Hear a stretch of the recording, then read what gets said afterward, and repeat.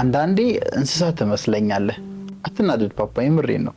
ዊል ፓወር ወይም ነፃ ፍቃድ፣ ህሊና፣ የመምረጥ አቅም፣ የመወሰን የማሰብ ችሎታና በህይወት ለምንድነው ሰዎች የሚጠቅማቸውን ነገር የሚያግዛቸውን ነገር ከማድረግ ይልቅ ማይሆን ማይረባ ተራ የሆነ ነገር ላይ ጊዜያቸውን ህይወታቸውን ያሳልፉት?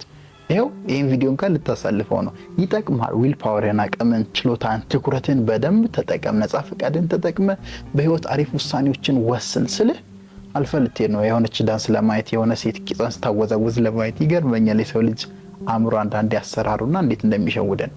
ለማንኛውም ነፃ ፍቃዳችን ሁሌ ዲሲፕሊንድ ወደ ማድረግ ዛሬን ብቻ ሳይሆን ነገን አስተውለን፣ ነገን አስበን፣ ነገን አገናዝበን እንድንኖር የተሻለ ቦታ እንድንደርስ እንዲያስችለን መወሰን አለብን። እንደ ሀገር ምን አይነት መርገምት እንዳለብን አላቅም። ነገ ላይ ጥሩ ነገር ይመጣል አይመጣም ምንጨነቅም አይመስለኝም። አንዳንዴ እኔ እንደ ሊቅነት የምሰራው ግን ለሊቋ ኢትዮጵያ ነው፣ ለተሻለችው ኢትዮጵያ፣ በአስተሳሰብ በአመለካከት ህዝብ የተለወጠበት እያንዳንዱ ሰው የህይወቱ ሊቅ የሆነበት ኢትዮጵያ እንዲመጣ ነው የምሰራው። ነፃ ፍቃድህን ዊል ፓወርህን ለአሪፍ ነገር መጠቀም ማለት ይሄ ነው። ስለዚህ ተራ ነገር ላይ ቀሽም ነገር ላይ ህይወትን ማባከን አቁመህ ወደ ሊቅነት ተመለስ። ሊቃውንት ነኝ፣ ይጠቅምሃል፣ ተግብረው።